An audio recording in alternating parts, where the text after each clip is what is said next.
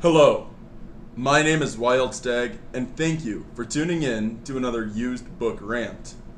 Today, I'm going to be covering this book, Brown, The Last Discovery of America, author Richard Rodriguez. I bought this book for $7 at La Playa Books in San Diego. I had seen it first in Tucson when I was traveling through there on the way to San Diego to learn how to cook some of my mom's side of the family's recipes. I checked La Playa Books and sure enough it was there, so I didn't have to go back to Tucson and do a side stop on the way home just to find this book. This was December of 2021 into New Year's of 2022. Now, I read this book very recently. I didn't finish it until mid-August of 2022. And what I got as an impression looking at it in the store was that it was autobiographical and, in a way, a long-form self-discovery essay. This book is about Richard Rodriguez's coming to terms with being both a dark-skinned, predominantly English-speaking Hispanic man in America, as well as being the child of an immigrant who doesn't really identify with the Hispanic identity. He is, for the most part, American, but a brown-skinned American.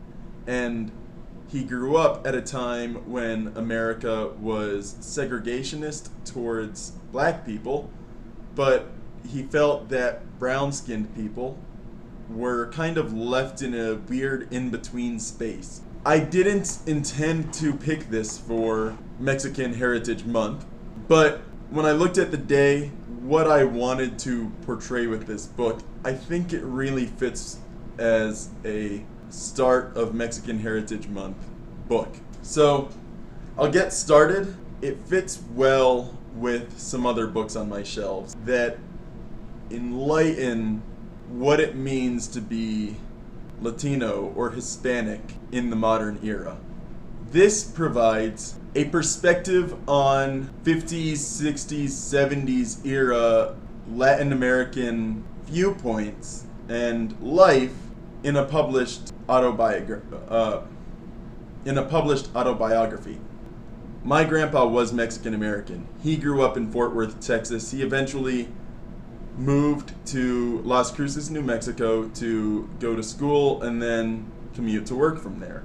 And by the time he was done with university and living in Las Cruces, he was still, Hispanic, but he was also light-skinned and he didn't have certain struggles that other people did.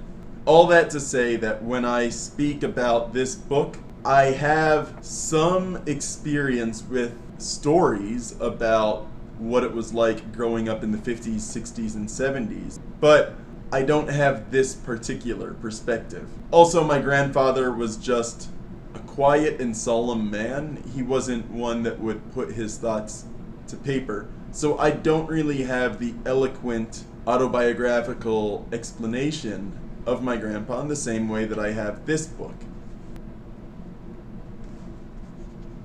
There are certain ways in which this book and the language it uses seem wrong to a Latin American.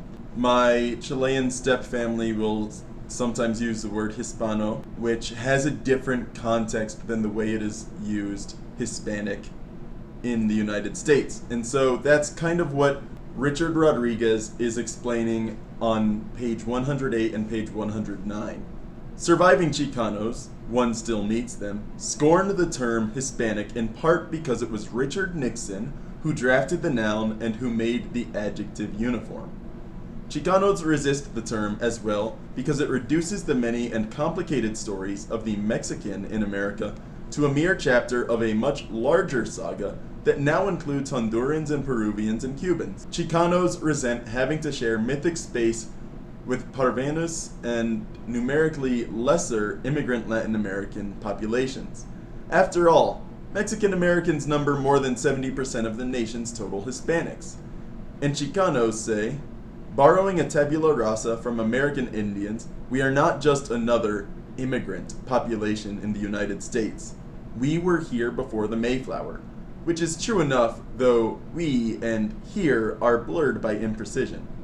California was once Mexico, as were other parts of the southwestern United States, so we were here when here was there. In truth, however, the majority of Mexican Americans, or our ancestors, crossed a border. One meets Hispanics who refuse Hispanic because of its colonial tooling. Hispanic, they say, places Latin America once more under the rubric of Spain. An alternate noun the disaffected prefer is Latino, because they imagine the term locates them in the Americas, which the term now does in all revised American dictionaries, because Latinos insist that it does.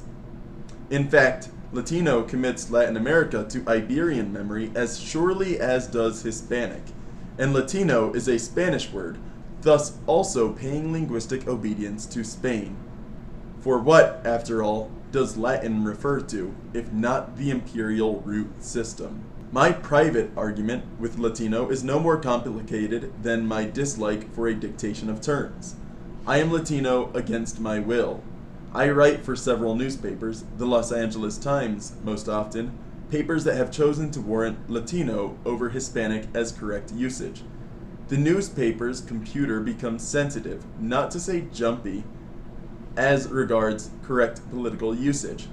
Every Hispanic the computer busts is digitally repatriated to Latino, as I, therefore, also become. In fact, I do have a preference for Hispanic over Latino. To call oneself Hispanic is to admit a relationship to Latin America in English. Soy Hispanic is a brown assertion. I think a large part of the discussion in this book, what do brown Latinos, Hispanics, Chicanos, what do we call ourselves? In a way, the discussion in this book reflects the modern 2020s era discussion of pronouns for Hispanics. You hear and see in print Latinx, and I know National Public Radio, because that's the radio I listen to, will use the phrase Latinx. But when you look at research and nationwide polls of supposedly Latinx people, you hear and see that we, in large part, reject the phrase Latinx. We are Latino, we are Latina, we are Hispanic, but we are not Latinx. And so you hear sometimes attempts to label people as Latine with an E ending because that is the closest to gender neutral you can get within that language without using Latino as the gender neutral. But all that does is find some other new label to change what it means to be Hispanic, Latino, Latina, Latin American, Chicano, Honduran, Dominican. All of these different words mean something. And in America, Latine, Latinx, Latino, Latina, Hispanic tries to combine all of it into one. And Richard Rodriguez describes kind of the primary issue on page 131. In no sense can so many different lives be said to inhabit a singular culture, save one sense. Hispanics in the United States are united in the belief, a Latin American belief, that culture is a more uniform source of identity than blood. The journalist says, racism has not gone away. It haunts our streets, it haunts our classrooms, it haunts our boardrooms, it haunts our classroom. When Americans speak about race, they remind me of Latin Americans speaking of culture. Culture, in Latin American Spanish, is fated. Culture, in American English, yields to idiosyncrasy. Race, in American English, is fated. Race, in Latin American Spanish, yields to idiosyncrasy. I hardly mean to imply racism does not exist in Latin America. Latin America, predictably, favors light over dark. Certainly, in Mexico, the Latin American country I know best, white ascends. Certainly, the whitest dinner party I ever attended was a Mexico City dinner party where a Mexican squire of exquisite manner, mustache, and flan-like jowl, expressed himself, surprised, so surprised, to learn that I am a writer. One thought he would never get over it. Un escritor? Un escritor? Turning the word on a laugh of tooth and tongue until, in Mexico, I think we do not have writers who look like you, he said. He meant dark skin, thick lips, Indian nose, bugger your mother. No one in the United States have ever matched the confidence of that gentleman's insult. I believe it would not occur to the deepest-eyed racist in the United States to question whether I am a writer. The racist might say I look like a monkey, but he would not say I don't look like a writer. He goes on to expand upon the spectrum of brown, of impurity, as rich and as wet as a Hollander palate, mestizo, castizo, albina, chino, negra torno atrás, morisco, canbujo, albarrazado, tente en el aire, campa mulato, coyote, vorcino, lobo. It goes on. He expands on las castas, descriptive not of social caste but of racial admixture. Notes that in American English, mulatto used to be similar to the Latin American castas system. All of it just another way to divide the descriptions of brown. How brown are you? How brown are your parents? How do you add all of that together? What is the sum of your parts? And some of the parts that he discusses is also that he is a gay, brown, Hispanic man. He was raised Catholic, and he's invited sometimes to speak at Catholic events, and he has to hide parts of who he is around them. And so the whole book is a means of determining and analyzing his identity within America and where he fits within the greater puzzle. He closes with this: my brown paradox. The church that taught me to understand love, the church that taught me well to believe love breathes, also tells me it is not love I feel at 4 a.m. in the dark, even before the birds cry. Of every hue and caste am I.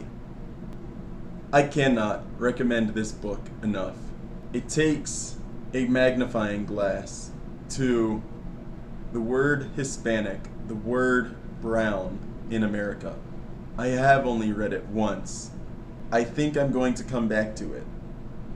It is one of those special kinds of memoirs and autobiographies.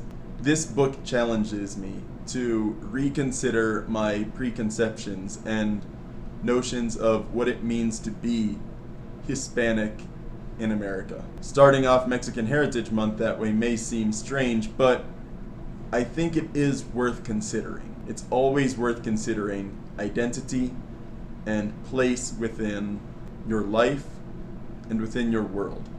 Once again, my name is Wildstag, and thank you for tuning in to another used book rant.